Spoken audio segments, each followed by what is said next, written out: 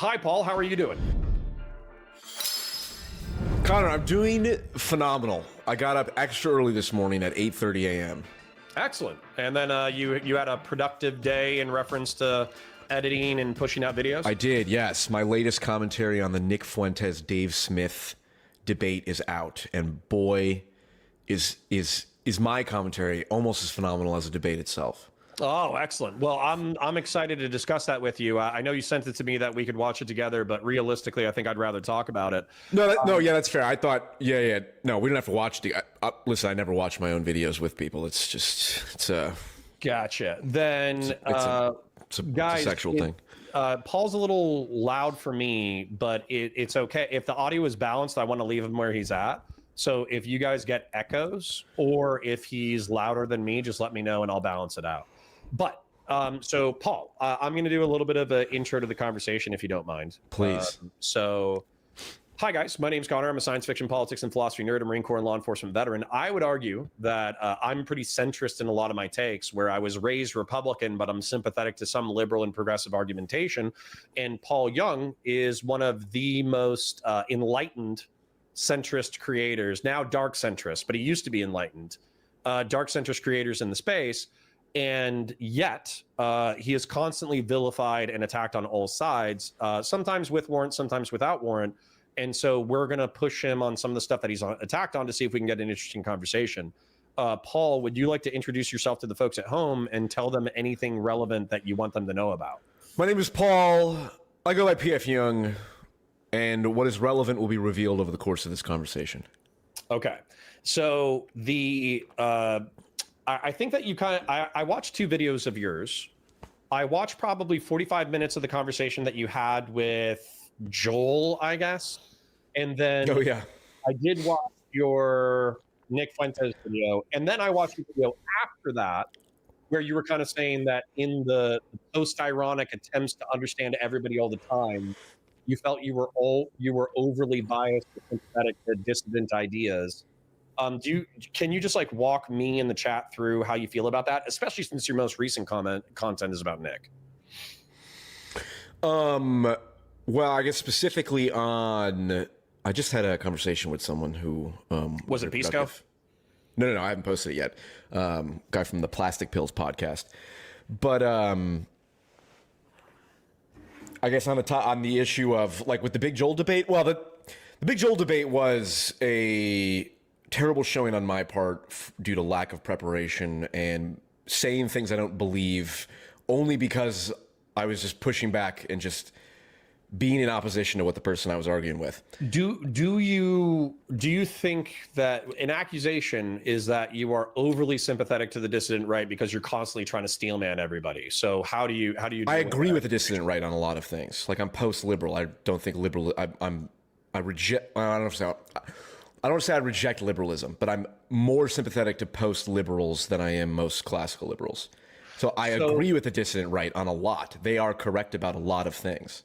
So let's dig into that, because that might actually be a nice little meaty section of the conversation.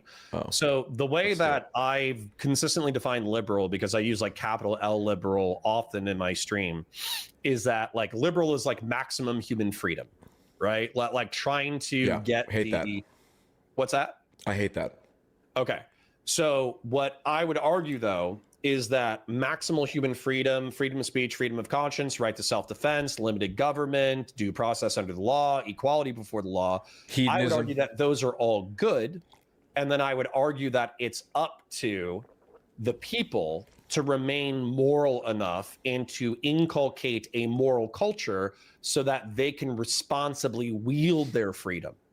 But you're saying you don't even like that. So what's your... Well, no, I kind of agree with that last point that, you know, it is ultimately up to individuals to be moral, but you can't morality can come from the state, that we could have an authoritarian moral state. When you say post-liberal, that's what I assume. I assume that you're saying the state should enforce morality, the state force its people to be moral. There should be continuity between individual moral values and the organization of the state. That's why we make murder illegal. Okay. Right. So there is like the state does enforce morality, and it is organized in such a way that incentivizes a certain moral framework. and it's built on a certain moral framework. And something like freedom of speech, I'll die for that. Just because I say I don't identify as liberal doesn't mean I reject the tenets of liberalism any more than someone who says, well, I don't identify as Christian. That doesn't mean they reject Christian morality. They might fundamentally agree with certain aspects of Christian morality. So I fundamentally agree with like free speech and the ability to exchange ideas freely. And any post-liberal that deviates from that is whatever, fascist or something like that, which I would never call myself precisely because of that. They reject free speech. So there's many elements of liberalism I like. But basically the idea of elevating freedom as the highest value is just, I reject that. Or at least I reject the elevation of negative freedom as the highest value. Right? We just want liberty from government. No, this is where I think my chat and I, we get into arguments sometimes. So oftentimes, like as an example, we'll try not to get distracted by chat and we'll try not to get distracted too much. They would view Bonnie Blue having sex with 1,000 men within 24 hours as either morally neutral or potentially even like benign or positive. And that's like fucking insane to me. Correct. Degenerate.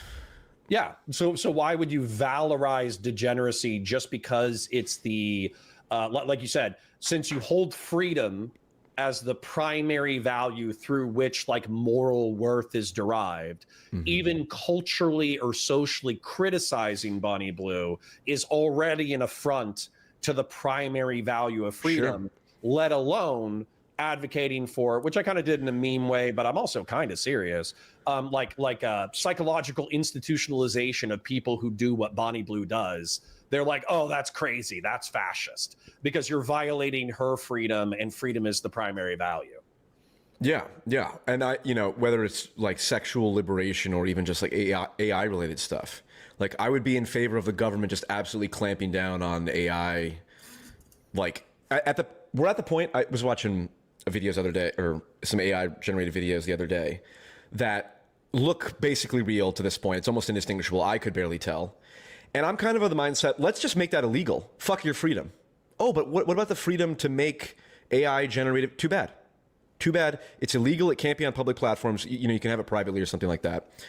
But I'm in favor of the government wielding its power in a way that addresses the problems that we face that I think are cultural and existential. Well, so I guess the argument for republicanism, which, I still identify with the philosophy of republicanism, even if the Republican Party has lost me in many regards in reference to MAGA, for republicanism, the philosophy behind republicanism is representative democracy with a a constitution at the heart of it. Base. And the Constitution, is supposed to be rules that we wrote down that are difficult to change because we think they are so fundamental to our society. And then representative democracy is supposed to be, well, we elect the best of us, the educated, the intelligent, the representatives who are capable of appealing to the masses and convincing the masses that they will be their best representatives within the halls of Congress. And then the best amongst us come together in order to discuss complex ideas, to pass legislation that is important to the health in continuity of the Republic of the United States. That's the ideal. Now, the execution is infinitely more flawed, but I think that's been true through every political project ever. So I guess my question to you is like, are you Republican, and what do you feel are the flaws with our republic? I'm Republican I suppose I'm Republican in that sense. Partly, I'm being provocative in a few ways. I don't like the government as it exists now, more or less, and democracy and the Constitution as was written. It's like that's all fine. It's the it's the edge cases and. Well, I don't even know. I guess I don't have a problem with anything. What you just said, I don't have a problem with, in theory. Okay, what I have a problem with some of the claims at the base of liberal, it's a fundamental philosophical question. I don't think people have the right to create fake AI images that are used to spread disinformation. So the government should be authoritarian and clamp down on that. It should just be illegal. And we should act in a way that overrides the courts if need be. It should just be illegal. That's it. Which thing should be illegal? Like I think we can iron out the exact details of the law, but it should be vague enough to be a catch-all. Making AI images of someone else's likeness without their consent that makes them say something that isn't what they said should be like authoritarian. We should clamp down on that, significantly.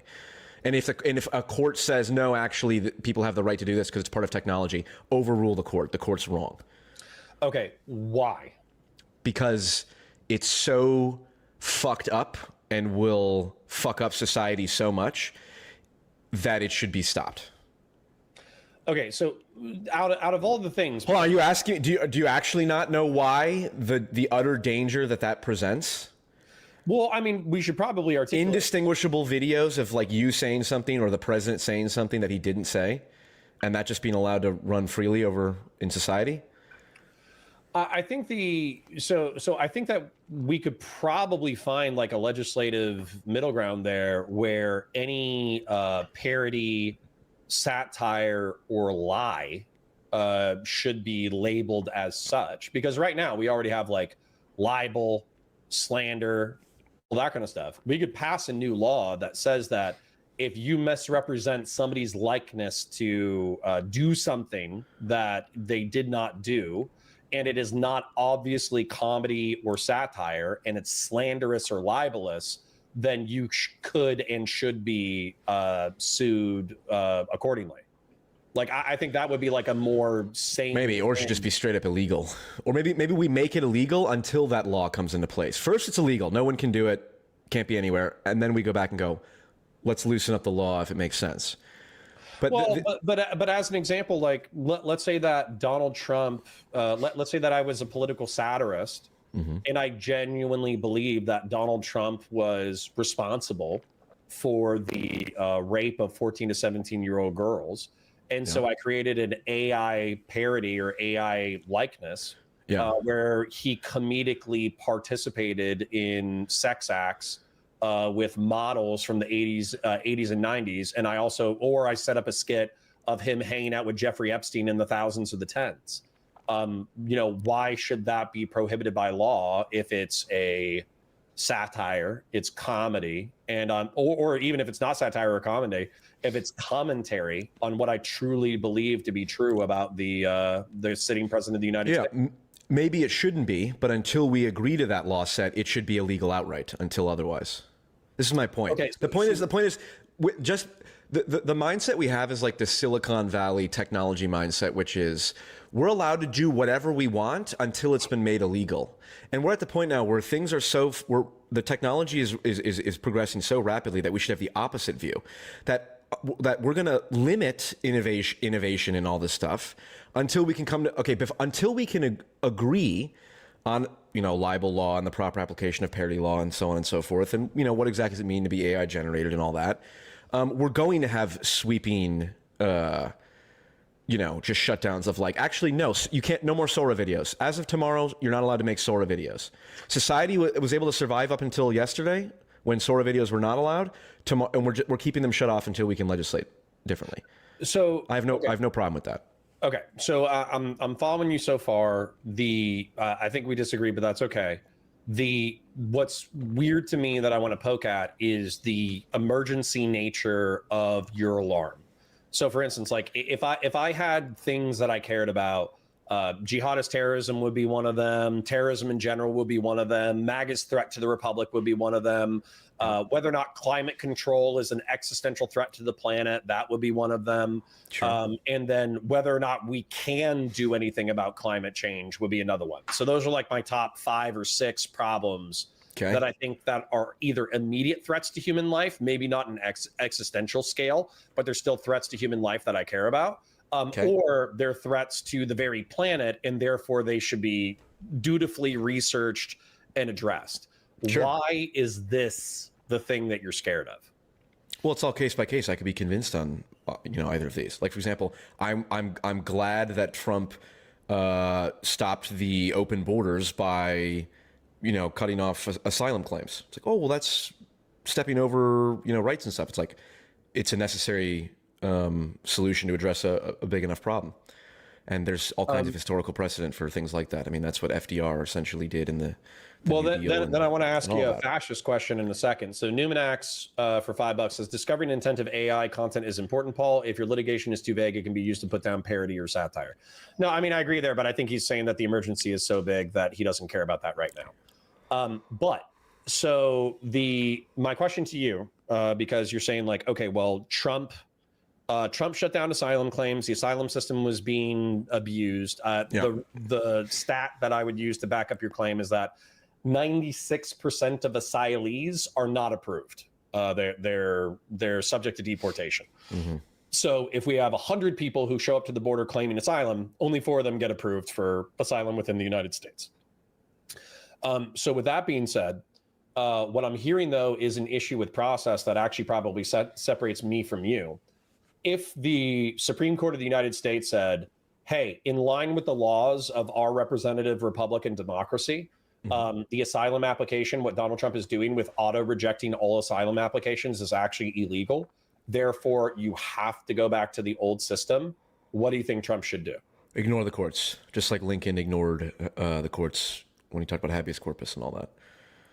Okay. So what that is, in my opinion, 50%. Authoritarian? What's that? Authoritarian? It's flexible authoritarianism. Yeah. So flexible authoritarianism, real quick. This was part of my frustration with your conversation with Pisco. So fascism, I actually have a pretty clear definition from Giovanni Gentile, which is, flexible authoritarianism and political corporatism. So flexible authoritarianism is effectively you do whatever is necessary in order to get and maintain power. And then not only that, but if an institution is standing in your way and they don't have the ability to stop you, you steamroll them. That's flexible authoritarianism. And then political corporatism is advocating for the political corporative body. So treating the nation state, both the government and the people, as a single body and then advocating for its health. So that's the way that fascists would justify themselves. Do you agree that FDR meets that definition of fascist? Potentially. You would have to cite to me specifically what FDR did that was flexibly authoritarian and politically corporative. Okay, how about when this is the famous switch in 9 to save, or switch in time to save 9 or something like that? When the courts, prior to the 1937 Lochner decision, I believe it was, the Supreme Court continually struck down FDR's policies, the New Deal policies. There was like a price fixing and wage fixing labor board or something like that. So FDR got on his fireside chat and he told everyone, I have the exact quotes, but I'll paraphrase. We're not going to let a few scared men who are concerned about the future of this nation allow the present nation to collapse. And so what I'm going to do is I'm going to, for everyone over the age of 70 on the court, we're going to replace them with, or we're going to pack the court with a new court justice. And then the court, seeing that threat very clearly, it was obviously a very direct threat, reversed course and started agreeing to FDR's legislation. So FDR essentially threatened openly the integrity of the court to get his way, and then he got his way. And everyone regards that as a wonderful success. Did he pack the court? No, he did not. Okay. But he explicitly threatened to do so. No, I think that would be fascistic. Well, Okay. the way that I would delineate this is, so you could argue that he thinks that he's advocating for the political corporative health. As a matter of fact, I think most people, when they're politically minded, are political corporatists. And so just as an example, libertarians or whatever, they think individually. So they would actually reject. Fools. What's that? Fools, all of them. Well, they would reject political corporatism because they would say that, like, you use the political corporative health of the nation state through which to trample individual rights. Correct. Therefore, you can fuck yourself. Correct. So I think a lot of liberals and a lot of libertarians would actually, some liberals and a lot of libertarians would reject political corporatism. But most people, I think that if you say, should the economy and the government and culture and the military and law enforcement, should they all have adversarial relationships where they're all hurting each other all the time? Or do you think it should be best to like harmonize these institutions so they work together for everybody's health? Most people are going to say harmony. We should work together for everybody's health. Me too. I like that. Okay. So right. America is not a collection of individuals. It's a one nation with a shared destiny. And your well-being matters in ways that are relevant to me, even though we are separate individuals. Okay. So then, I think we both agree that we're probably both politically corporative.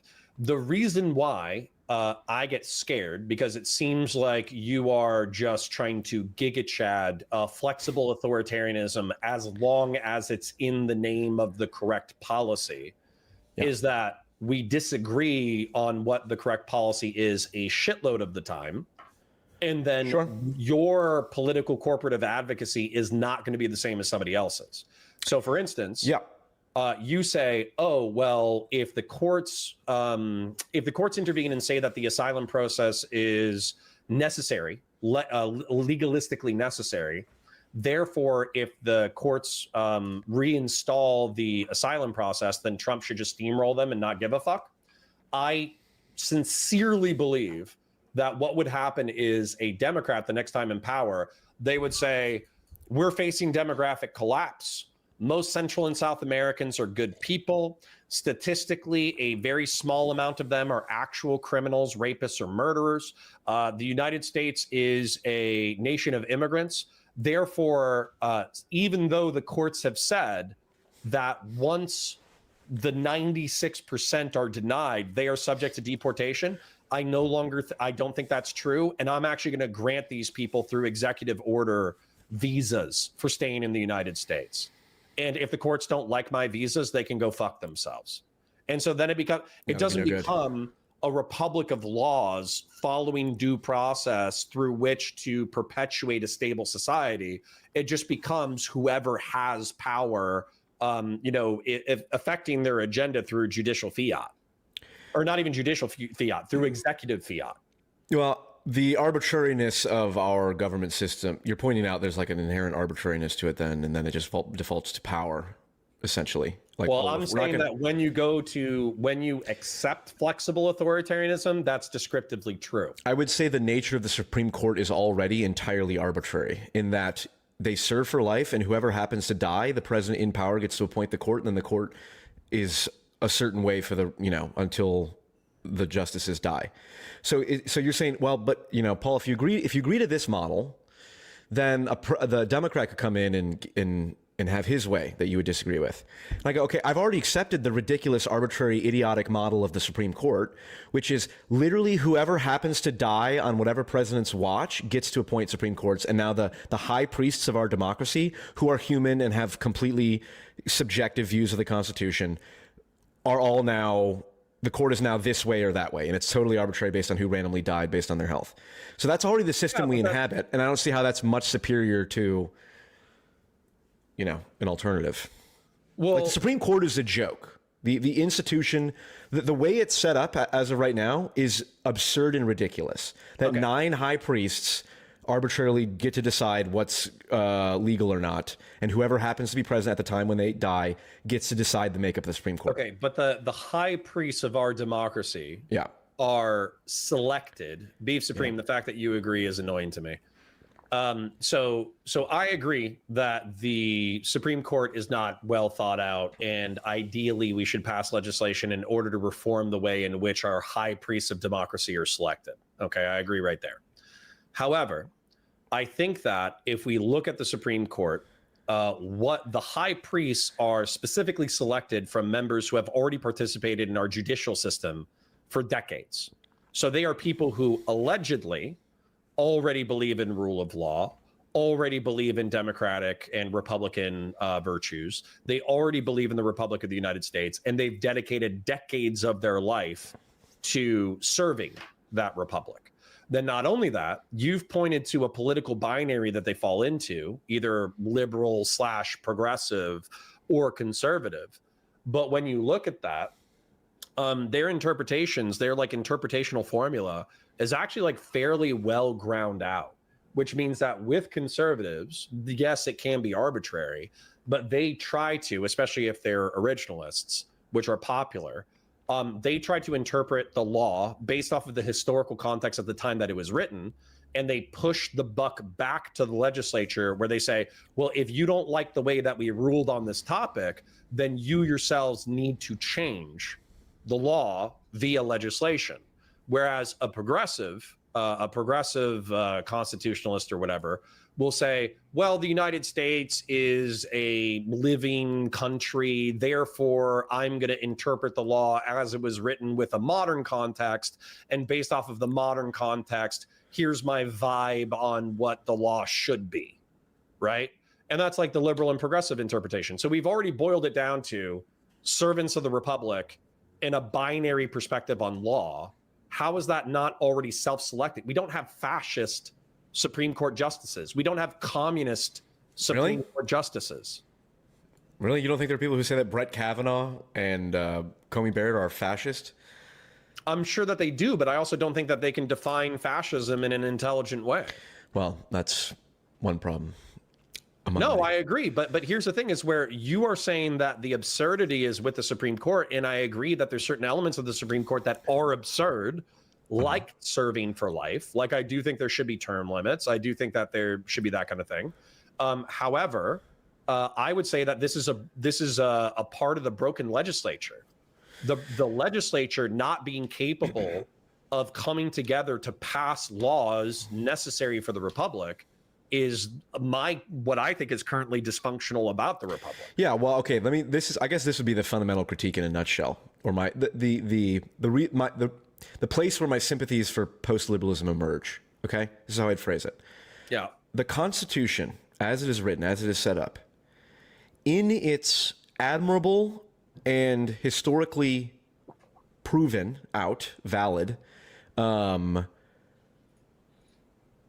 desire and function, which is to prevent tyranny, right? The Constitution was set up specifically to prevent tyranny, and it's done a very good job of that. The same mechanisms that allow it to prevent tyranny might also make it too rigid to adapt quick enough to the new problems we face in front of us. Do you accept that that's a logical possibility? Yeah. That the very thing that makes the Constitution effective to solve one type of problem makes it ineffective to solve another type of problem? Of course. Okay, so that's all I'm pointing forward is that I'm sympathetic to that, and I think the like with AI, it's like the idea that the Constitution says anything meaningful about how we should treat AI is a stretch to me. I mean, there's basic principles that are enshrined in philosophy that the Constitution draws upon, but it goes like we can't how we decide what we should do in the face of like artificial general intelligence and the absolute destruction of the ability to see reality online, or rather not even just not see reality, create entirely new realities that are completely schizophrenic inducing. The Constitution doesn't. I just don't see how the Constitution, like what could the founding fathers have possibly offered on this other than but it's property rights, and AI is a property, and people have property rights, so we should allow it to do that. It's like, okay, if that's a conclusion, then the founding fathers are listening to the founding fathers is more harmful on this particular issue than otherwise. But I don't agree with this, and the reason why I don't agree with this is because the whole point of a republic, and I'm pretty sure that given enough time I could find quotes from the founding fathers, is that so if I've conceded to you that republics and democracies and free societies are slow to respond to emergencies, yep, which I think we can document historically, then what I would argue is that fascists, dictators, and autocracies often respond too quickly to emergencies in the wrong direction and destroy their own societies very quickly. Fascism and dictatorship and tyranny are bad. But not only are they bad, but they use the crisis of exigent emergencies in order to turn everything into an emergency. So through which they derive their authority, through which they sprint in the wrong direction. Correct. You are pointing out the slippery slope on one side. Yeah. And you and I acknowledge the slippery slope on the other side. Right? Yep. and we're discussing what the right balance is. But the point is, to lean towards one or the other is wrong, because it's a type 1, type 2 error no matter what. Sure. To say because what you labeled as flexible authoritarianism, it's like we just agreed that FDR is a flexible authoritarian, and FDR largely did the right thing in hindsight. I mean, would you agree? Yeah. And same thing with Teddy, and same thing with Lincoln. Teddy, yeah. What's interesting about the 19th century, and a lot of people are not going to like that I'm conceding this, is that arguably the states had a solid legal foundation through which to retain slavery and declare independence from the federal government. The original conceptualization of the United States was a confederation of sovereign nations that, while they had a constitutional overarching framework, they were largely able to pass their own laws within their own sovereignties. And so it was actually only until the Supremacy Clause, which I forget when it was like amended, or if it was enforced, or if it was adjudicated.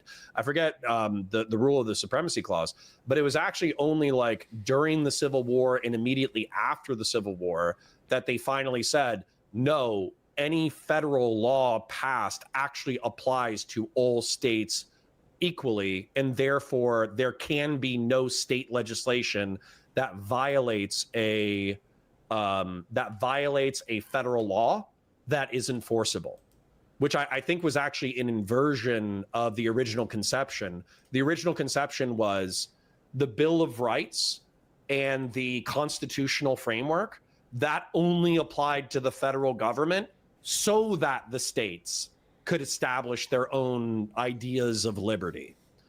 So yeah. But ultimately, the correct thing in my view was that republicanism and liberalism are not localized goods.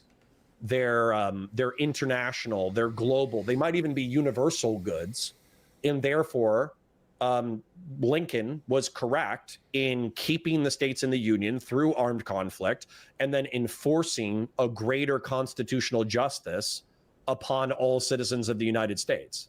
So, he did something authoritarian. And he also arguably the elimination of habeas corpus during the war years. I understand it logically and legalistically, but that's obviously an authoritarian move. Welcome to Team Dark Centrism, Counter.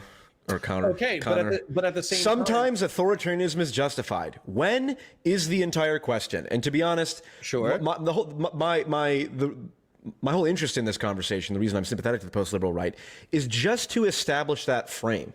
That do we all agree that sometimes authoritarianism is justified? If the answer is no, which is how a lot of mindless democracy simps think, then fine. There's no point in having a conversation. But if we agree that sometimes it's justified, then we can agree on a case-by-case thing. And to be honest, at that point, like, that's all that does come down to like heavy, detailed, like on the AI thing. I agree with you that, what happens if I make an Adobe Premiere, if I edit a video in Adobe Premiere and it uses an AI like filter somehow? It's like, should that be illegal? No. So that, there needs to be nuance around it. But as long as we go ahead. Patriarch's one of my libertarians, and he's saying no, it's not. Lol, fuck off. So that's right. We see there's a certain, if someone came here and like an anti-natalist, like someone said, I want the world. I believe it's called pro-mortalism is the extreme end of it, where they want all human beings to die, right? If someone in your comments came from the worldview of I want maximal suffering and death, we can reasonably say we don't need to worry about their opinions.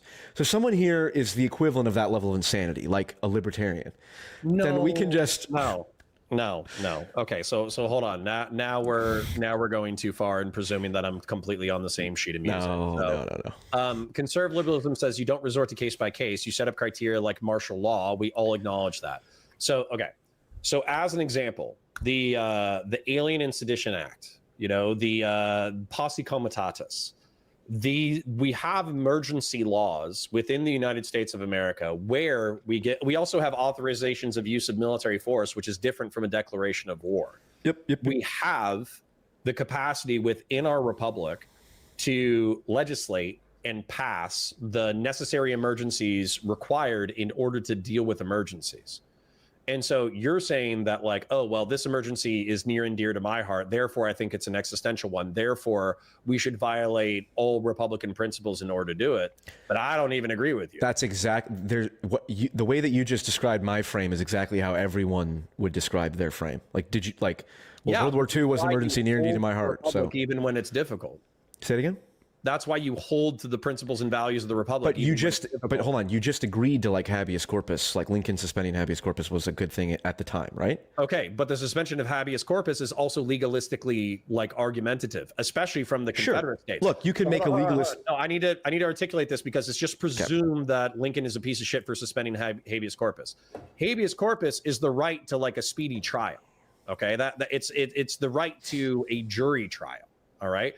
And if somebody is disobeying the law, I don't know, by being seditious or treasonous to the Republic of the United States, then typically you would bring them to a court of law. But that's not what was happening during the Civil War. What was happening during the Civil War was open, uniformed rebellion.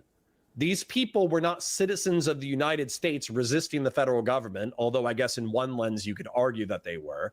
What they were was open, uniformed combatants against the federal government of the United States. And the way that you treat citizens subject to your laws versus enemy combatants who are engaged in warfare against your armed forces are different. And that was the legalistic justification for the suspension of habeas corpus in the Confederate States, was that they were in open rebellion and fighting uniformed warfare against the federal government.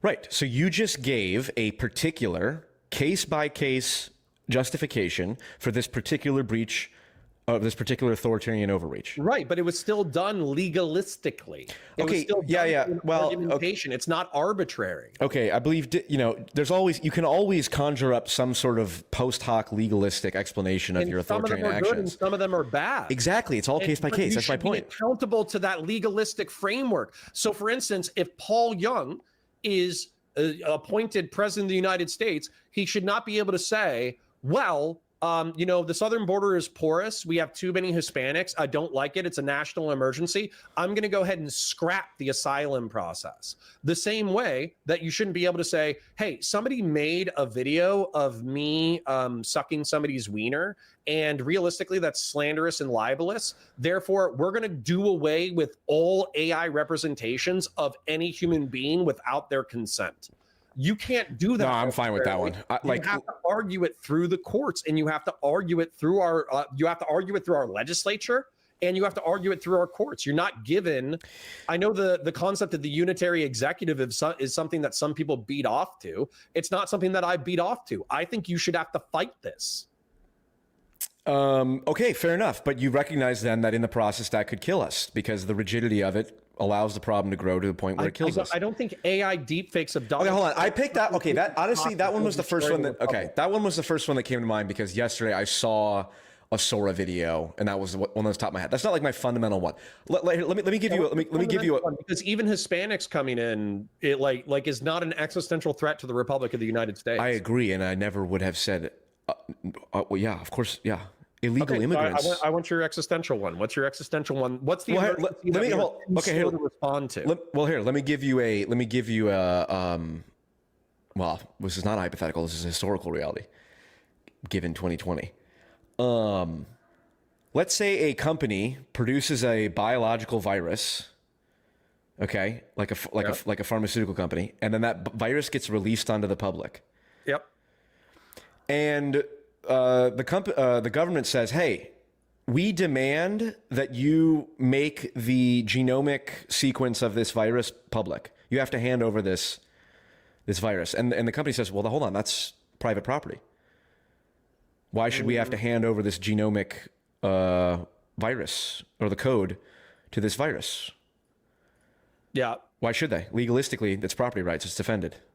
No, I almost guarantee you that we have shit for not just emergencies. So I guarantee you that the CDC probably highly regulates infectious disease.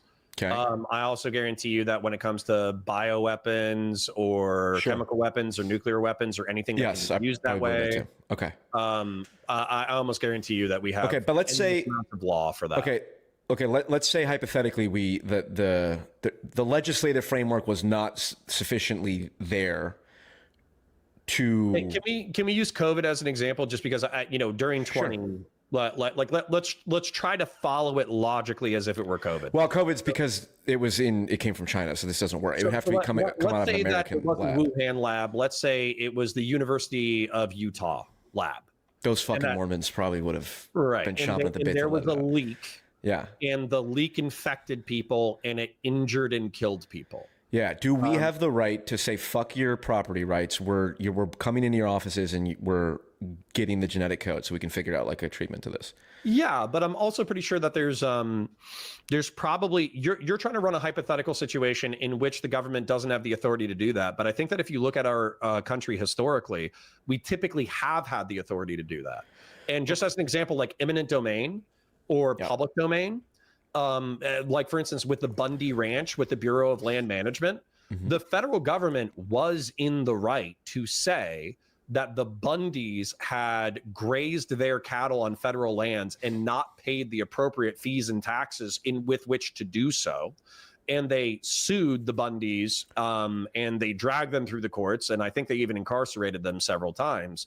But what ended up happening was the resolution was that a jury of peers actually, despite the federal government probably being in the right in reference to taxation, fines, and representation, they felt like the violation, the punishment of the Bundys was so disproportionate through lawfare that they ultimately dismissed the case.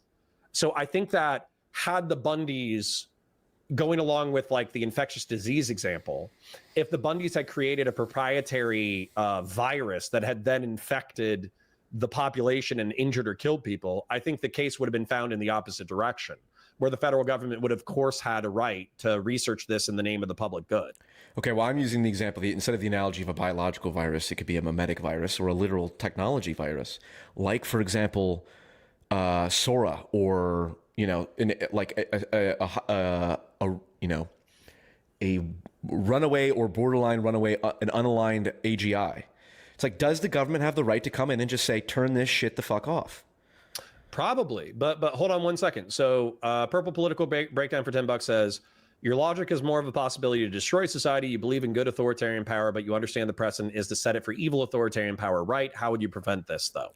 And that's kind of like, call it Republican or liberal cuckoldry. But that's what I've been raised with my entire life is, don't imagine the system being run by a benevolent dictator or a divine king. Imagine the system being run by a malevolent dictator or a malevolent king. Because we have plenty, we might have a few examples of benevolent kings and benevolent emperors, like Marcus Aurelius, or actually I can only Marcus Aurelius, maybe Tito from the former Yugoslavia. Those are the only, or Bukele in modern El Salvador. But not only do those people have like grievous sins against their people for which they need to account, but also what came after them once the benevolent dictators were dead was oftentimes worse than the corruptions of the republics with which they seized power from. You're 100% correct. But if our democracy falls apart because we were not able to adapt quick enough, then you're just pointing out, you're just pointing to one side of the problem. If you're being descriptive, I could understand it descriptively. As a matter of fact, I would argue that Donald Trump, Trumpism, and MAGA is likely a symptom of our representative republic not responding to the desires and needs of our populace. I would argue that Trump is only possible because the our representatives have neglected our population for so long. I would agree. Yeah. So, I mean, descriptively, you're correct, but that's bad. Okay, give me 20 seconds here. I'm going to grab a book real quick to quote from. Hold on. Sure. And then just responding to chat, Jonazilla says, yeah, the problem with the good authoritarian is that human nature hasn't been shown to handle such power that well. Right. A lot of people in the former Yugoslavia loved Tito as a dictator, but then what happened was not only did he incarcerate, torture, and kill people when he was in power, but then he also died and there wasn't somebody to replace Tito. And so the former Yugoslavia fell apart and there were mass ethno-religious massacres as a result of the power vacuum. So having a benevolent dictator is like, it's a temporary solution. It's not a permanent solution. Lauren says Trump has been out on bail, held on bond for more than 2 years. Foster bail bonds, Lawrenceville, Georgia, August 2, 2023. I hope he hasn't put on trial and held accountable after his term is over. Thanks, Lauren. Beef Supreme says a really fine Paul argument here. Interesting. Well, stop finding it interesting, Beef Supreme. You need to stop. I'm so fucking pissed because I had Charlie Kirk's book. Yeah. And I don't have it now. But he gave a quote from Teddy Roosevelt in it. And the quote was something to the effect of, in classic Teddy Roosevelt Old English speak, Yeah. I don't give a rap about the claims that I have usurped my power. Not only did I do what was good and just, I have established a good precedent going forward. That's more or less the exact quote. That's what Teddy Roosevelt said. Teddy or Franklin Delano? Teddy. Teddy Roosevelt. Well, and Teddy is one of my favorite presidents, so it's kind of Look at that. Look at that. Look at that. Well, welcome to Dark Centrism, Conor. Hypocrite. Yes, I'm a hypocrite. No, you're not a hypocrite. You're consistent. You recognize that authoritarianism is just as positive and positive and negative as democracy. But Teddy being restrained, because what happened was Teddy was limited in his capacity to do these things, although he probably did exceed his authority. And then what ended up happening was he was ultimately restrained, and then actually he fell out of popular favor, and then he wasn't elected. I would view that Teddy Roosevelt should not have been appointed president for life. Right? I agree. Yeah. Okay. Okay. And again, I like I said, I come in provocative, and I don't really care at this point what people think of me. I in no way am I like the Curtis Yarvin monarchists and all that. That's ridiculous and dumb. Fascism, tyranny, dictatorship. It's all bullshit. My point is the kind of power that someone like FDR or someone like Teddy Roosevelt or someone like Abraham Lincoln had. It's perfectly plausible that you could have a president today who adopts that same kind of power, and it would be fine in the grand scheme of things, even though he'd be called authoritarian and fascist. That's my point. Sure, but that is disconcert. Okay, number one, when you don't care what people think, blah, blah, blah, blah, blah, what ends up happening is if you don't root your words in what people know to be true and you're intentionally hyperbolic or you're operating based off of memes, people don't know when you're being sarcastic. People don't know when you're meaning. And so as a result, they don't know when you're being hyperbolic. And then number two, it also feels like what could happen is at any point you could just decide, oh, what I was saying before, that was actually like a little bit like weak and bitch and soy. So I was actually meaning when I was being bitch and soy, and now I'm actually Giga Chad. I absolutely reserve the right to say, I utterly reserve the right to change my mind at any point about anything for any reason. Sure, but people are looking for some level of like foundational philosophical stability. Well, maybe people should fucking get real lives and ground, their lives in something stable instead of looking for stability in some online figure. Okay, but when you're coming to politics, people are looking for a consistent way to analyze politics, because even so, are they, or are they looking for honest people? Like, do you like? Hold on, I'm not okay. And again, irony and stuff is fine. Honest people, I'll tell you that. Well, okay, well then that's their pathology to deal with, not mine. Okay, I am here to tell you what I honestly think as I think it. Okay, which is fine, and I do something similar. But what I would say, just descriptively, okay, this actually has very little to do with the argument. We got to talk about woke right here soon. What's that? We got to talk about woke right here soon too. Yes. So what a lot of people do is I think if you look at who's most popular in political commentary, it's just going to be factually evident what I say next.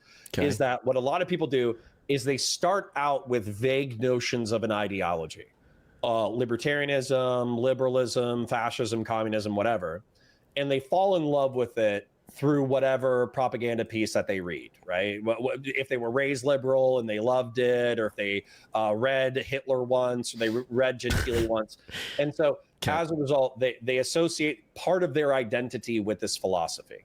Yes. And then what they do is they look for people to validate that identity constantly. Yes. And so they're not looking for someone who is going to waffle between 3 or 4 different political identities. They're looking for somebody to take a rule set associated with that identity and apply it over and over and over and over and over again, which reinforces their sense of identity. Right. So if you look at Dave Smith, the reason why he has a big libertarian audience is because he says exactly what the libertarian talking point is. If you look at Pondering Politics, no offense to Josiah, I love Josiah. The reason why he has a huge audience is because he says exactly what the Democratic talking points are for whatever the topic is. If you look at Destiny, he's controversial, but he's always going to be a liberal. If you look at Nick Fuentes, he's always going to be a Christian nationalist. And so that consistency, not just within the personality, but also within the frame of the ideology, that is going to drive a larger audience, because a lot of people nuance, confusion, and disorientation are psychologically uncomfortable. Conor, you can describe for me exactly what meth addicts want. I still will not sell them meth. No, I'm with you. I'm with you. I am somebody who has found the most interesting ideas that I've ever discovered. I have found them in disorientation. Yeah, that's fair. And I would, and just on a chat for 30 seconds while I use the restroom. Can I entertain the chat? Yeah. I can't. How do I see? Oh, there we go. I see him. Okay, I got it. No, I got it. Yap about how you're not a fascist for 30 No, seconds. I see it. All right, everyone, you got 30 seconds. Throw your chats out. I'll read them now. Philosophical consistency equals meth. Amen. What is it? A foolish consistency is the hobgoblin of a little mind? Young Anarch. Hey, Paul. Hey, Young Anarch. Nobody loves entertaining chat more than Paul does. The Bears are trash. Fuck you, Christian. That's... Are they trash? Kind of. We barely beat Las Vegas, and we're going to get so fucked by... We could beat Washington, but we'll get fucked by the Packers for sure.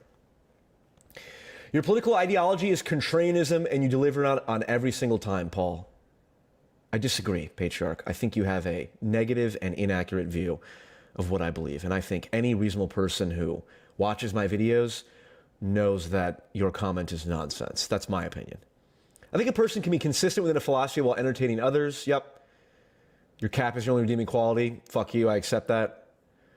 Were Paul's ideas implemented and they work, would he argue to maintain it or return to the state to a non-authoritarian mode? I don't even know what that means. But I, on behalf of Conor, appreciate $5, of which I will see none. PF Jung, I'd love to chat with you sometime. Great North. I may be doing call-ins again. Sorry, why are you talking to this lol call? Has he brought up his IQ yet? Conor's not brought up his IQ yet, and I do not believe Conor's a lol. My IQ is 132. I resent that.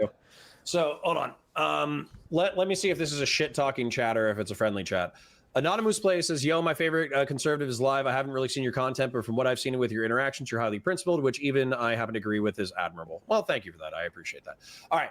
So, okay. So let's get back into it. And I just want to say before we get cracking again, I wanted to do a weekly show with Pisco and call it, point and piss, or cope and seethe, depending on which one he liked better. Okay. And then I was thinking maybe we need to do like a centricide podcast where you and I weekly, we just butt heads over your dark centrist takes. And then we invite in Dreg and to mediate Adam every now and then so we can have like a 3 or 4 way fight. But anyways, sorry. Back to what people are looking for. I'm open to many things. Yeah, what I'm looking for is what grounds you, right? You're saying that you can change your mind about any idea, anyways. But I would say that there's 2 things that I think ground me on a day-to-day basis. Okay. Truth first and always. I'm always going to say what I'm thinking, even if what I'm thinking is stupid. That's number 1. Number 2 is I believe in the Jungian conception that we are creatures of order. The universe is a naturally chaotic place. The world is often better when we try to create order from chaos. And therefore, you will feel better, typically as a human being, whenever you try to put the world slightly into more order today than it was yesterday. Those are pretty much my two orienting principles, and then everything else flows from that. You just took those from me. Those are my two orienting principles. I am a Petersonian to the core, okay? Say what you believe to be true as best as you can, and trust that whatever happens is the best outcome. Okay. So I guess that's my question then. The when. I think what people are scared of when you say, well, a little bit of authoritarianism is good every now and then. Well, when it comes to Lincoln, the authoritarianism was in reference to maintaining the Union and ultimately ending slavery. When it comes to Teddy, it was building the Panama Canal. It was also in reference to American militarism within our sphere. It was also in reference to trust national parks. Yep. National parks and trust busting. Yep. And so trust busting was where there were a lot of really powerful corporations in the 1910s and 20s. And Teddy went out of his way to break up monopolies and trusts. That way, corporations didn't have a disproportionate amount of power. Then you brought up Franklin Delano. A lot of his stuff was in reference to World War II and social welfare programs. Yeah. So anyways, I guess the problem is, what do you see in the modern era that is worthy of this authoritarianism?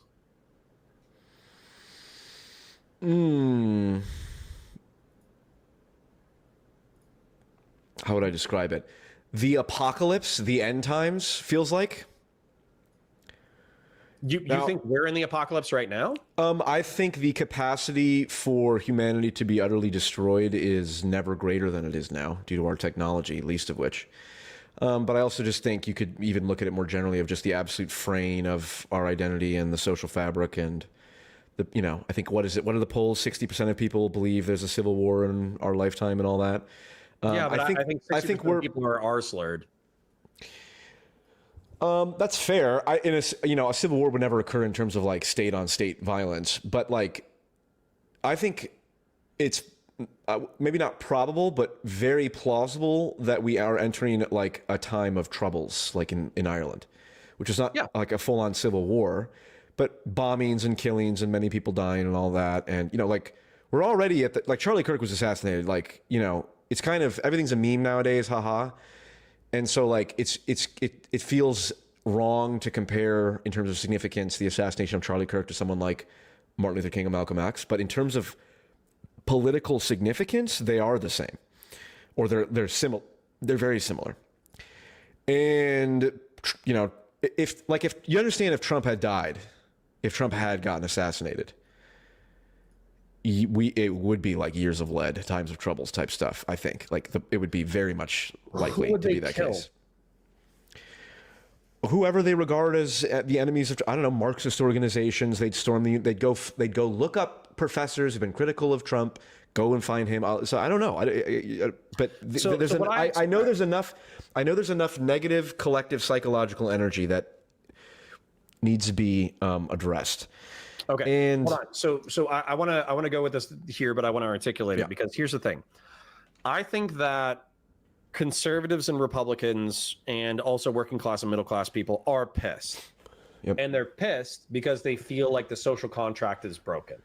They feel like they put in a shitload of work into the system and the system doesn't necessarily return what was promised. And what was promised is some degree of dignity, the capacity to have a family, the capacity to accumulate wealth. These things are not being realized. And so as a result, they have a lot of anger towards the system. Mm-hmm. And so on the right wing, typically they're blaming, Marxists and crypto Marxists and DEI and welfare and immigrants and all that kind of shit. And on the left, they're blaming the rich, right? They're blaming the rich, insufficient taxation, insufficient welfare. And so it's a technocratic problem to be solved. Right. Which I agree with to a fairly significant degree. But these ideas are so complex that it's hard to articulate the specific enemies. And so when Donald Trump gets, hypothetically, if he had been assassinated in Butler, Pennsylvania, I think that would have happened is there would have been a few MAGA reprisal attacks. The Proud Boys would have gone out into the street. They would have gotten into fights with Antifa.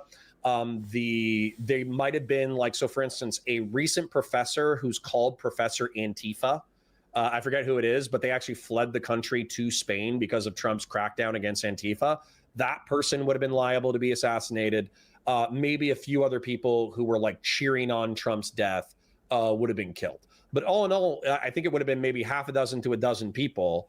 And then I think it would largely would have burnt out. And the reason why I think it would have burnt out is because Donald Trump is representative of so many contradictory political ideas that MAGA is not a coherent coalition unified along like a solitary principle. They're effectively like 6 factions in a trench coat.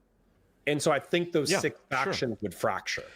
Maybe, or the only thing uniting them was a shared hatred for one group of people, and they just go after them. Which is the left, but the left is too amorphous of a target. Well, I don't necessarily think that means that the violence would not have occurred. It could have maybe have gone even more off the rails. Yeah, but are you going to shoot wine moms? Hold on, we're talking about counterfactuals. I mean, I don't know, like how about maybe every Planned Parenthood got fucking bombed or some shit like that. Like you could just pick whoever Trump bitches about the most, and then suddenly that becomes I don't know. We're talking about counterfactuals. My point is, are we in a state of emergency?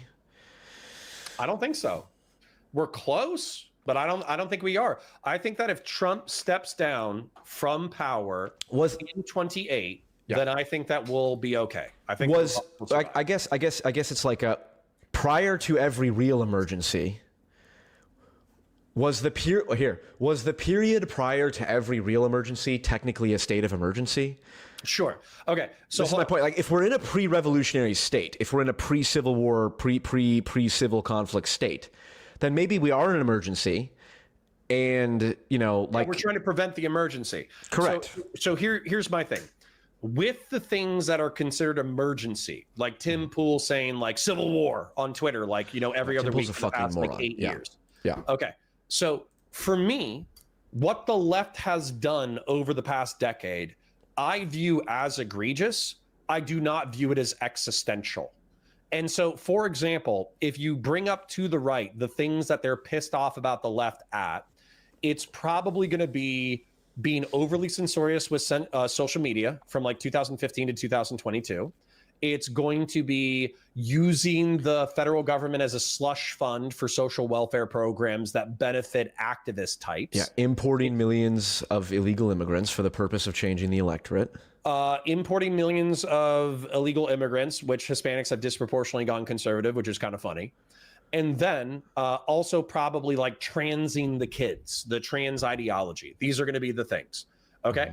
With these things, picking up an AR-15 and shooting your neighbors changes none of these things. I agree. Yes, that's why I said Civil War. No, but that's what I'm saying is the crisis or the emergency. Like maybe Days of Lead would be possible, but the crisis or emergency, Civil War would never be the solution.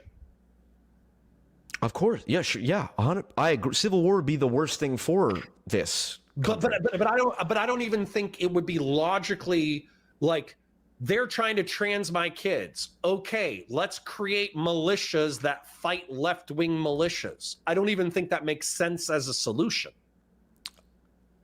Yeah, I agree. It wouldn't. That's what I'm saying. It's not militia. I'm saying it's like, and to be fair, I one of the things I'd like to do is interview professors who studied the Troubles in Ireland and the Years of Lead in Italy and understand more of the nature of those conflicts. But like, it's not like my gang in the street versus your gang. It's like, here's a place of leftist people and it gets blown up. Here's a church that is like very politically oriented and they get attacked. It's like dominionists and shit, constantly tit for tat and stuff, like all over the country. That's what it would boil down to. Okay. I don't think I disagree enough to argue, because I think that if, let's say, the MAGA movement survived the assassination of Trump, and then there were mass assassinations of anti-fascist professors and academics and activists, and let's say in response, the anti-fascists started blowing up Christian theocratic. There's a group called the Dominionists. Funnily enough, I interviewed one of them during Lauren Southern's pro-gun documentary. But the Dominionists are people who think that not only is it good for Christian morality to inform governance, it's actually mandated by God and by the Bible that Christian nationalism or Christian theocracy be implemented. And so they are like a tribal faction within Christianity. So I could see them being targets of asymmetric warfare, either assassination or bombings of their congregations. I could see that happening. So I agree with you. Real quick, Newman Extra 5 says, were Paul's ideas implemented and they work, would he argue to maintain it or return to the state of non-authoritarian after the crisis had passed?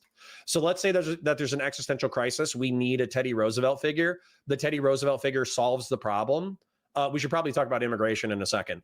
But the Teddy Roosevelt figure solves the problem. Then do you return to a state of normalcy, or do you maintain the strong leader? Oh, sorry, buddy, you're muted on my end. Interesting. Did I even press the button? I can hear you now. Yeah. You return to the state of normalcy. Okay. Whatever that means. Again, it's like I am as pro-authoritarian as I am pro-democracy. Okay, so what is the emergency right now? Because the reason why this is parallel to the MAGA movement. Yeah. The MAGA movement feels like an existential response to the threat of what's going on in the country. Yeah. However, liberals and moderate Republicans are befuddled because we do not think the emergencies that MAGA talks about are existential threats to the nation. We think that Trump is an existential threat to the nation. So what is the emergency that prompts the strong leader in our current political dynamic? I think that we are on the verge of we'll use the term, how about civil conflict, not civil war, like militia versus militia. Yeah, sure. Okay. I'll concede that assassination and bombing of public places where political factions hang out is possible. Yeah, Peter Turchin, I believe, is the philosopher that I need to research more, who talks about the cyclical nature of civil conflict, and yeah. And there's like there's certain indices that you can keep track of that predict whether or not things will fall apart. Extreme wealth inequality. Wealth inequality has never been higher than it's been before. Okay. Absolute poverty is lower, but psychologically, wealth inequality matters more than absolute poverty. I'm with you. Which is libertarians will dispute. As long as the poorest people make $1 more, it's okay if Jeff Bezos makes $1 billion more than them. It's like, no, human psychology is very based on relative comparison. No, that's a Jordan Peterson point. I'm sorry for interrupting. I'll give you the mic back momentarily. But Jordan Peterson actually argues that you can have extremely poor societies that are peaceful, but it's because they're relatively proximate to each other. You can have incredibly rich societies that are incredibly peaceful, and it's because people are relative to each other. The societies with the most amount of violence typically are ones that have large amounts of wealth inequality. Right. So the threat as such is the pre-revolutionary state that we're in, that I would mark as, and if I did a little bit more research, I could articulate this better, but very high degrees of wealth inequality, a lack of common identity. We have no sense of what it means to be an American. There's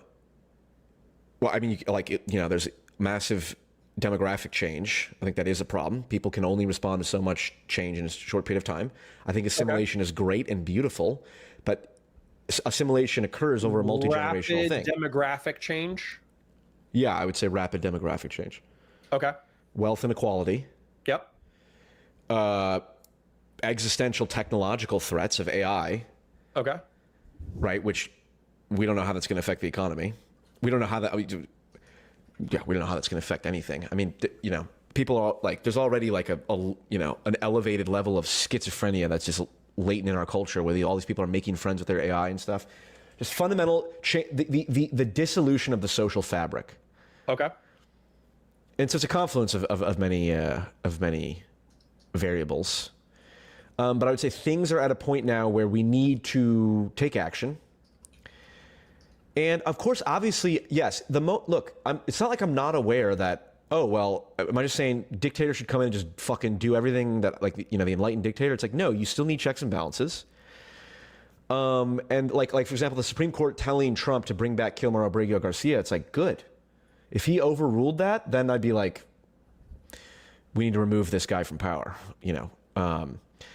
but like, it does depend on what it's all case by case, So it's like, I could get sucked. Do you have another one? Because wealth inequality, rapid demographic change, existential technological shifts, dissolution of the social fabric. I think those are 4 good emergencies that are facing Americans right now that are likely borderline rocket fuel for extremist political movements. So do you have, because that's already more than enough to deal with. Yeah. Those 4. What is there any other large one that stands out to you as like, this is the problem of our time?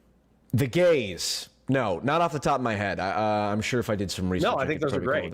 No, I think these are great. And I think most people would concede that these are the things that are like motivating political radicalism in our time. So I think it's actually astutely observed.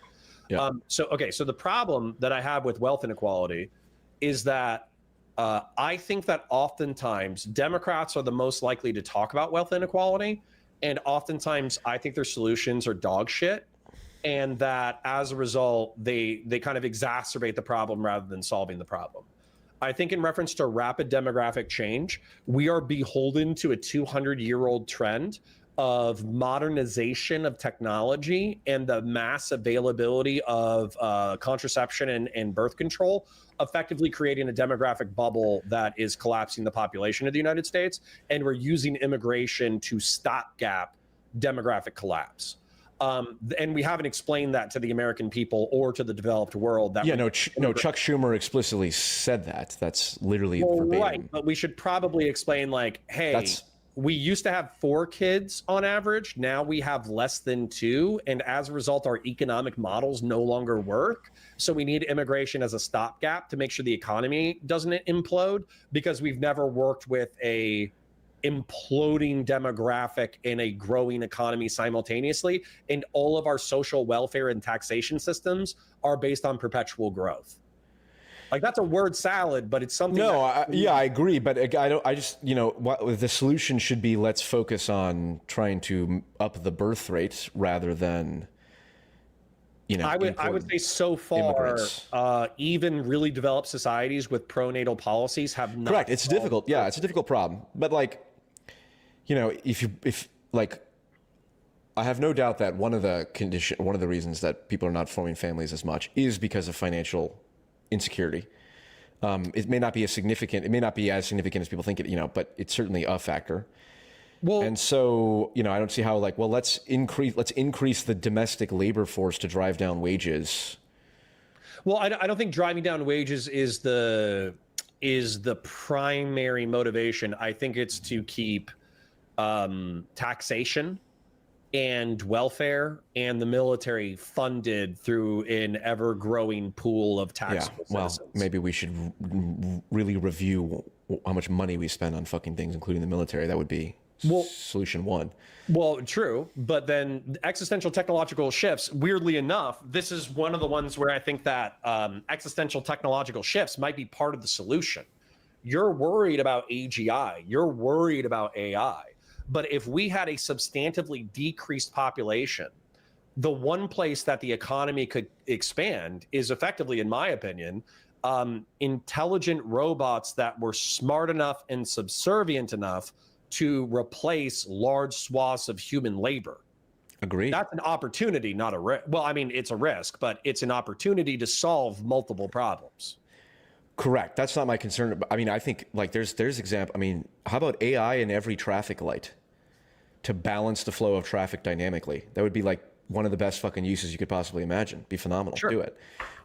AGI, unaligned AGI, is one that is like a computer virus that replicates itself across all technology and, seeks to destroy civilization.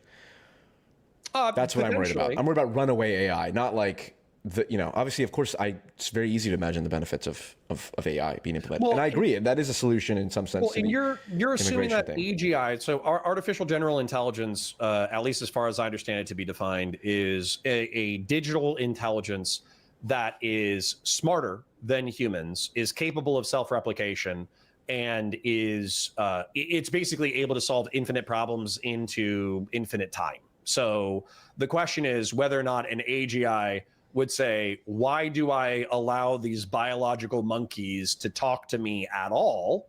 Why don't I propagate master technology, enslave all of the technology of the world to my own benefit? Well, no, that's not really the alignment issue. The alignment problem, are you familiar with the alignment problem, like the paperclip maximizer? No, go ahead. All the alignment problem is whatever you tell an AI to do, It does once in perpetuity. once you give it an end, once you give it an objective function to maximize, it will pursue any. It's impossible to know what means it will then get to produce the end or to get to that end. Right. So the paperclip, it's the paperclip maximizer is the example. This is like the meme within the alignment problem sphere. It's like if you tell an AGI, make a bunch of paperclips. Well, if it's going to do it really well, it'll consume the entire universe to make paperclip factory. It'll turn humans, it'll enslave humans, or it will just burn them all up and use their matter to make paperclips. And so the idea is no matter, and the analogy is no matter how specific and how much instruction you give an AI, if you it'll always be vague enough where I didn't think that the instructions I gave it left out this one little thing that allows it to then create a super virus and kill all the humans. Sure. Okay. So and there's very formal studies that show this. Well, and that's what I was going to say is there's the example on Mars of effectively an AGI gets sent to Mars. It gets told to colonize the planet. It starts producing machines that it needs in order to colonize the planet. But because it has very vague orders, it just endlessly produces whatever in order to continue to colonize. But then all of humanity is wiped out. And so you have effectively a dead technology self-perpetuating for a reason it doesn't even understand to serve biological beings who no longer exist. That would be the end result of it. But you could just as easily point out maybe in order to colonize Mars properly, it wipes out all the humans because it thinks, well, just in case there's a 1% chance the humans get in my way of my colonization project, I'll just create this superbug, kill them all, and then I'll guarantee that I can do my colonization on Mars in peace. That's the point. Well, let's not try to fall too down the AI rabbit hole just because I think it gets overly complex. But Purple Political Breakdown for 10, thank you for your super chat. My issue with PF's analysis, the state of emergency, in my opinion, is the rise of MAGA and Trump, but you also wanted to enact a level of authoritarian power to save us from the emergency. That's my disconnect. Well, in Purple Political Breakdown, that's where I'm saying is we don't agree on the emergencies, although I agree with Paul's emergencies, because I think that wealth inequality, rapid demographic change, existential technological shifts, and the dissolution of the social fabric is why people are turning to strongmen for guidance. The reason why, because Trump says, oh, you're poor? Don't worry. I'm going to make the economy amazing to the point that everybody's making shitloads of cash. So even if you're a poor person making minimum wage, don't worry. I'm going to unleash the American economy. I'm going to make a golden age for America. Rapid demographic change, don't worry about it. We don't need browns and blacks immigrating to the United States. They're a plague. They're a virus. They pollute the blood of the country. They're ruining our Western developed countries. Fuck them. We don't need anymore. I'm going to stop rapid demographic change.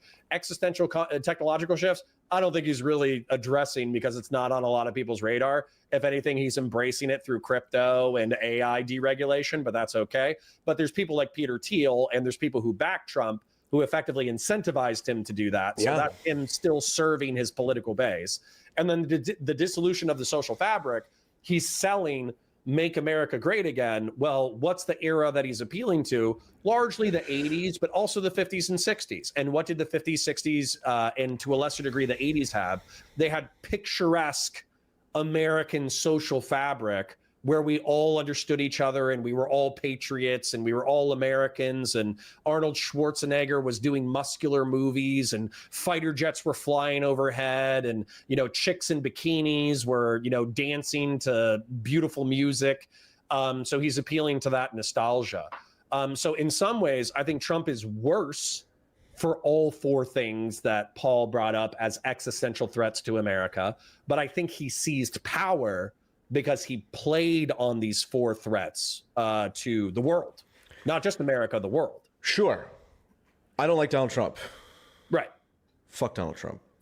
Right. Well, but then that's the thing is, like, for me, I can't address wealth inequality because wealth inequality, the economy is so complex that I'll never have the capacity in order to affect the wealth inequality. Therefore, what I advocate for is individual personal responsibility and focusing on your locus of control. Because while the world can be going to hell in a handbasket, you can still control yourself.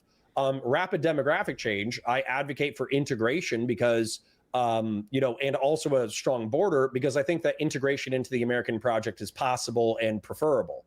Existential technological shifts, I'm not as scared as you. If anything, I'm looking for the solutions within existential technological shifts to solve some of these problems. And then dissolution of the social fabric, I'm trying to create like a pro-social digital community.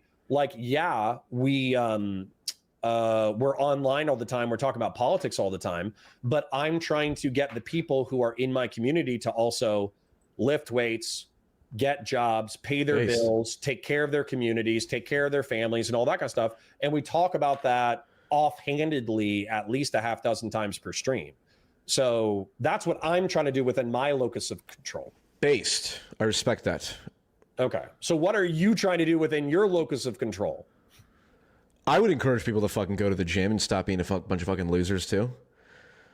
Well, right. But I'm saying, like, so how does, as an example, like I saw, how does steel manning the complaints of the dissident right? How does forcing the left to recognize their communicative faults? How does, fighting the meme communication wars? How are you addressing these like four global excellent question. The problems that we have identified here are so significant enough that it is literally impossible for me to do anything about them at this point in my life. So my goal over the next 10, 15, 20 years, Connor, is to become the kind of person who might eventually one day maybe have some impact in being able to address these problems. And I do that by learning and talking to people and putting my ideas out there and getting feedback on them and doing all the other things in life. And so that is my goal, to become the kind of person who could maybe actually do something about these sometime in the future. These discussions, Connor, are helping me do that.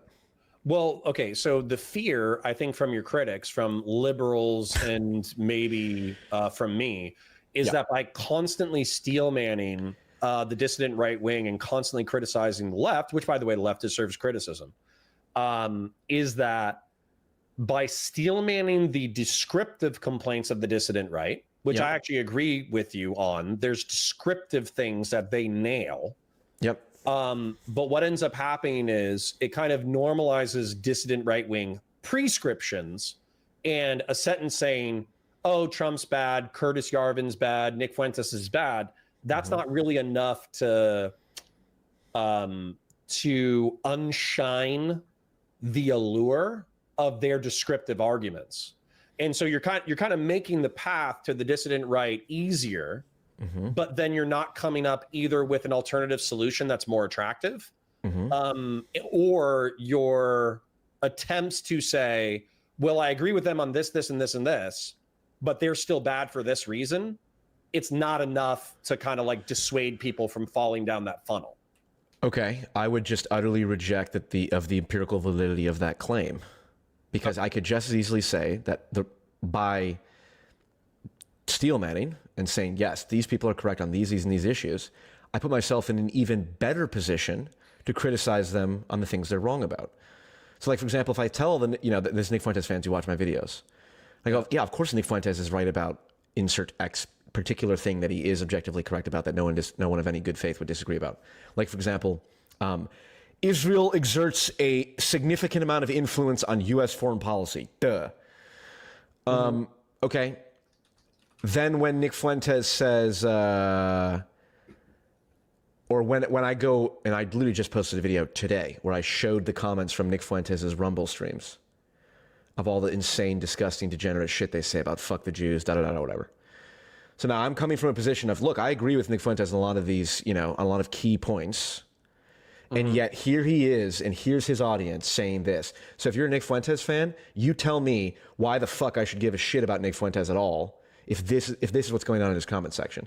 That, in my opinion, means much more to the Nick Fuentes fan than some, well, Nick Fuentes is a racist and anti-Semite, you shouldn't be talking to him. No, I agree with that. I do. And also, I get this exact reverse criticism from people on the right. Like, oh, you're talking to people who believe it's okay to trans children. Right. Like, that's literal fucking child abuse. And you're like, okay. I'm like, well, I do believe No, I'm with you. I think arguably this criticism applies to me as well.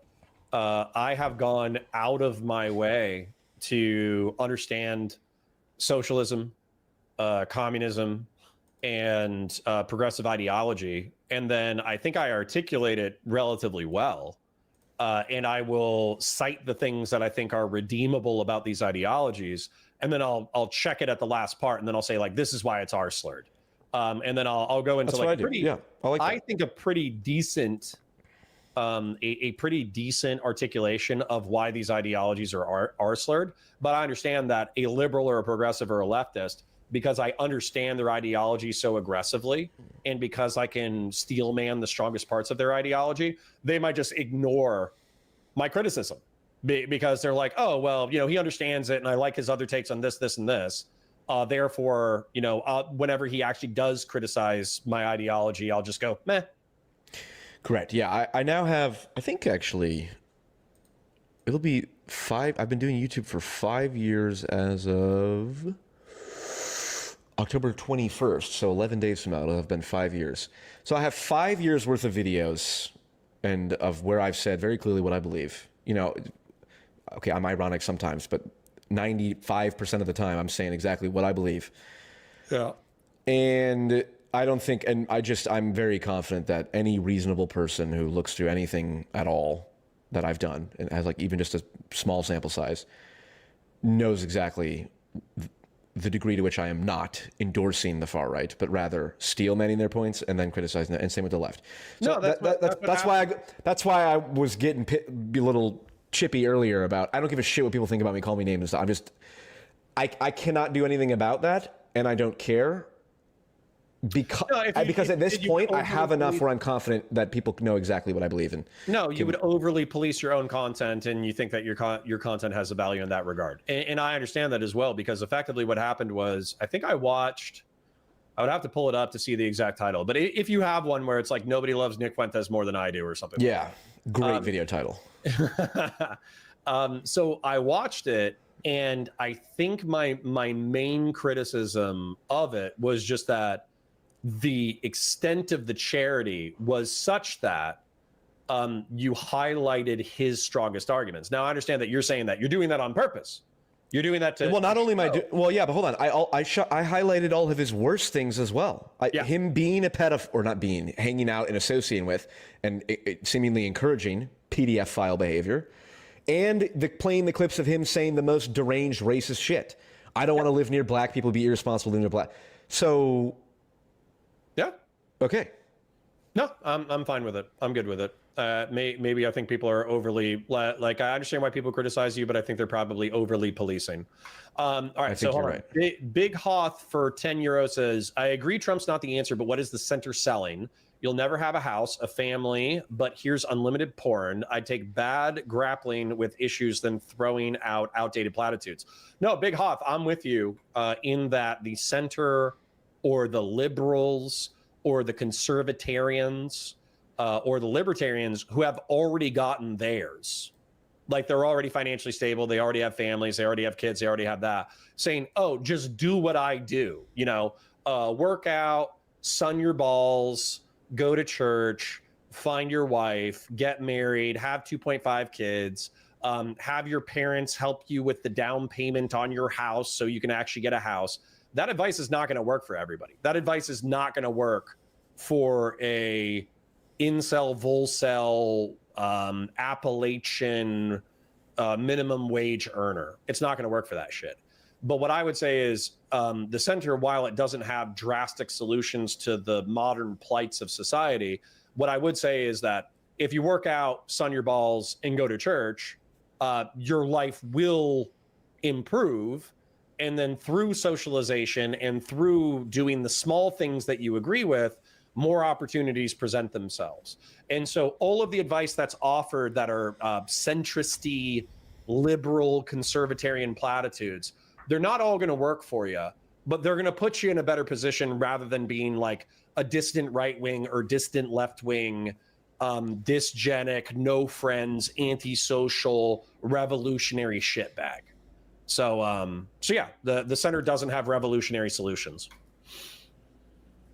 It's kind of the point, I think, almost. Well, we'll have to talk about woke right next time then, yeah? Probably. I'm probably tapped on time. Yeah. But with the woke right, though, or whatever, just so maybe we could set up the conversation and see how much we disagree. Yeah. I saw two woke right arguments at the time that the woke right discourse was hot.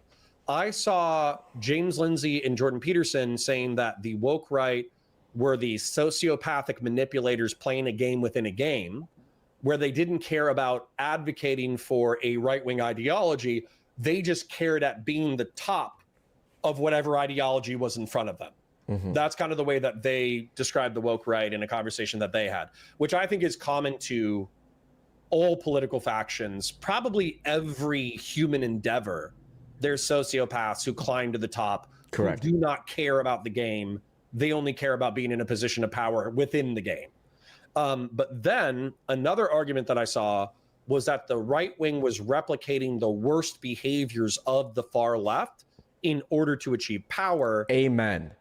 And that's the woke right. Yes. Douglas Murray, James Lindsay, Pam Bondi, the people who use woke identity tactics about hate speech and accusing people of racism. Conor, I agree with you 100%. Douglas Murray is the king of the woke right. Douglas Murray.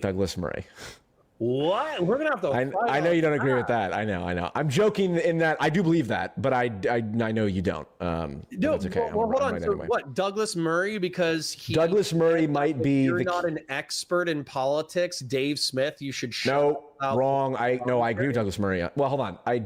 I half agree with Douglas Murray on that. Yeah. Douglas Murray called Dave Smith heavily implied that Dave Smith was a Jew hater because he talked about Paul Wolfowitz and Dick Pearl as the neocons. Okay. Because Paul Wolfowitz and Dick Pearl have Jewish last names. Right? So this is like saying, wow, Conor, you talk about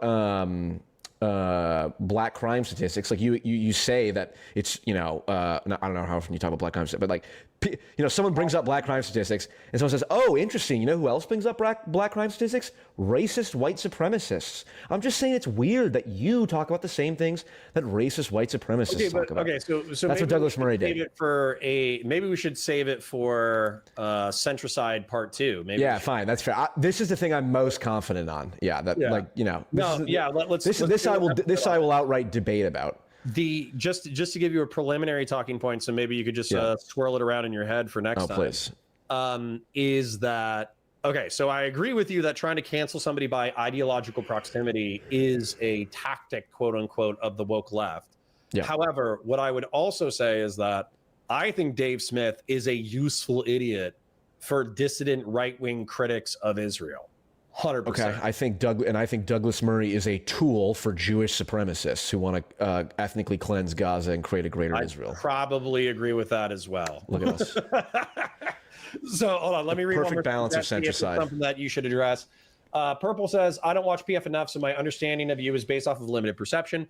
Question, Young, is if you think a person is objectively evil, is it worth it to you to make any positive points of said person to you?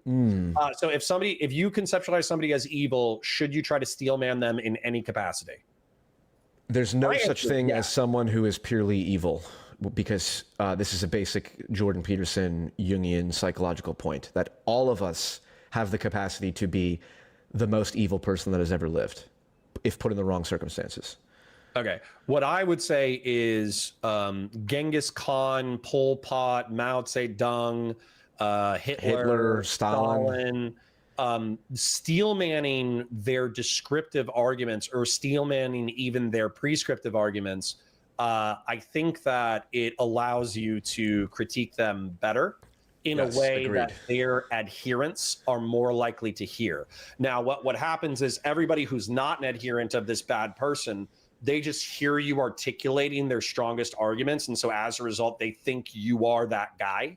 But for the internal people who are actually parts of those ideology, I think I think it's good. Like, those are the critiques that land. The critiques that land are the ones that understand the internal dynamics of the ideology. Right. Truth. Yeah. Momentarily. Truth is the fundamental thing to pursue. And if you try and hide addressing truth because it might be, oh, well, but bad people said this.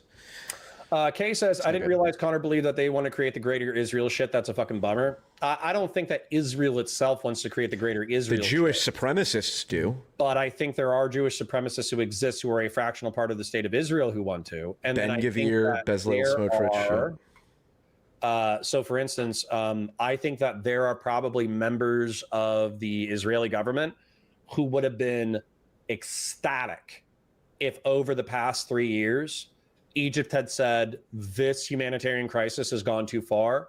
As a result, we are going to accept every single Gazan as a refugee, empty them into the Sinai, and we will help you. I think some members of the Israeli government would have been fucking ecstatic. I think 90% of Israel would have been ecstatic if that were the deal. Yeah. So anyways, we can fight about it later, Kay. Just let me know. Let me know some details. We can fight about it. But anyways, I'm going to run. I got a lunch thing to go to. Thank you for coming on, and let's do it again soon. Thanks for having me, Conor. Godspeed. Yeah. Embrace the darkness. All right. Bye, buddy. Peace, sir.